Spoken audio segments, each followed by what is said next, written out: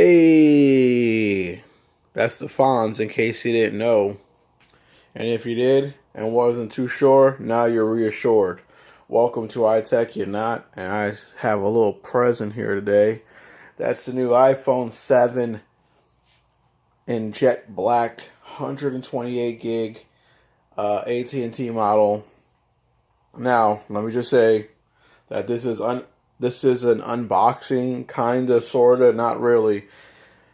It's a demo phone that I was able to get my hands on from my sister, who is a manager over there. So, dropping that little bit of knowledge nobody asked for. Anyways, let's get started, right? Take this off here. So basically what it means is it's just a phone and nothing else. Let's power this bad boy on. Here we have it. Alright, so I actually got a little bit of time to play with the phone, and overall, jet black is a fingerprint magnet. Just letting anybody know who's interested in the jet black. And you don't really see it, but there we go, there's some fine scratches. This thing scratches very, very quickly and easily. So just keep that in mind when you're looking at the jet black version. So now, first things first, obviously the elephant in the room, the headphone jack is gone, and I'm not going to be that asshole channel that tells you to take a drill, and then you're going to find the hidden accessory. No, that's terrible. And what's really sad is the people who went and tried that. Anyways, we got the new home button, which isn't exactly a button anymore. It's, can you hear it? Still got a little bit of clicking, but it's not an actual button. Excuse me. It takes some getting used to due to the pressure sensitive. You know, sometimes if you press, you got to press hard to take you back to the home page. You press too light and it does nothing. Press hard and it'll take you back to your home page. That's a little that takes a little getting used to, but that's not a big deal. You're looking at the screen right here. That is a 4.7 inch screen at a pixel density of 326. So I mean the picture is what it is. To me, it's pretty nice, but you can't compare it to a Samsung Super AMOLED. So we won't. So I'm not. Anyways, it is IP67 dust and water resistant, packing an A10 Fusion chip, quad core. Yeah, I know. Talking specs really got you going, huh? Well, let's keep going then. On the back camera here, you got a little bit of a hump, as you see. No big deal though, especially once you put on a case. But that camera is sporting a 12 megapixel sensor. This camera right here, that's a 7 megapixel camera. The back has the potential of recording 4K. Also 720 at 240, 1080 at 30, 60, and 120, and 4K at 30 frames per second. Now the front-facing camera is able to record at 1080p at 30 frames per second and 720 at 240 frames per second. Interesting stuff, I know.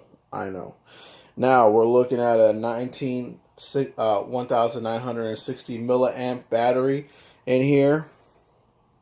Now this one is jet black, but it comes in black, silver, gold, and rose gold. Boom. Look at that. My short time with this phone. It also comes in 256 and 32 gigabyte for any of those interested, sporting 2 gigabytes of RAM. Now, I know I just talked a bunch of specs, and it's got a bunch of you guys all hot and bothered, and that's good. I don't want you thinking my channel is biased and we only do Android here on iTech You Not, which this is iTech You Not. And if you go down to the bottom right hand corner, there's a little subscribe button. Click on that bad boy right there, and you will get to see this content every time it comes out. And the beautiful thing about my channel is if you have any questions, you go down to that comment section, you click and tip and click away on the keyboard, you write out your question, and I will do the same in response and answer your question to the best of my ability. And if I do not know the answer, I will help you find it. Making America great again. Just kidding.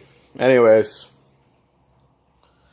this has been the iPhone 7, a quick unboxing, kinda, sorta, not really, being that it's a demo phone.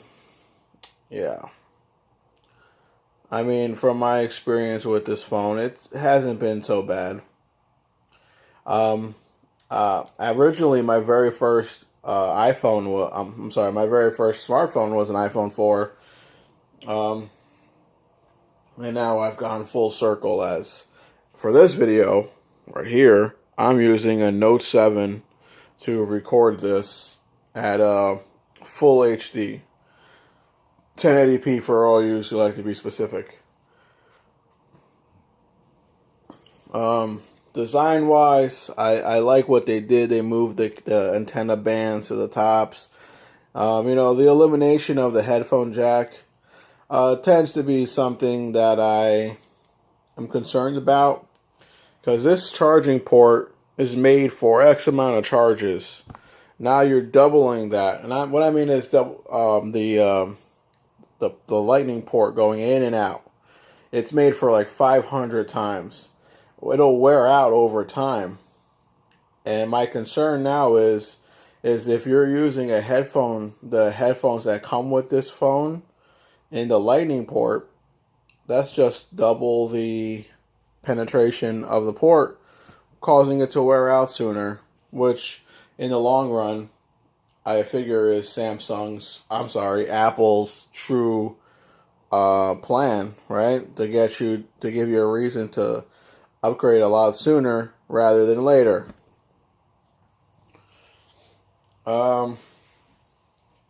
Honestly, I can't grade this phone because I haven't got a chance to use it too much. Battery life seems okay. It's not the best, to be quite honest with you. And again, I didn't get much time with this phone, so I really can't say. But design-wise, it's beautiful. I do like it. Getting used to that touch button is going to take a little getting used to. But the fingerprint scanner, very quick. The phone in itself, very well designed. As to the internals, I can't speak too much on. Like I said, I barely use the phone. This was just to give you guys a quick look at some of the cosmetics of the phone inside and out. And yeah, thanks for watching. Please like, comment, and subscribe. I'll be putting up more content. And for those of you who have been keeping up with my channel, I have a returning challenger, the Bodyguard screen protector for the Note 7.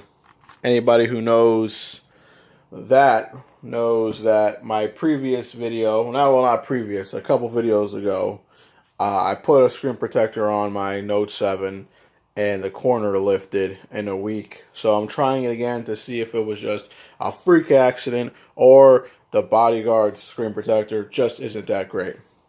Thanks for watching, people. This has been fun. Let's do it again sometime.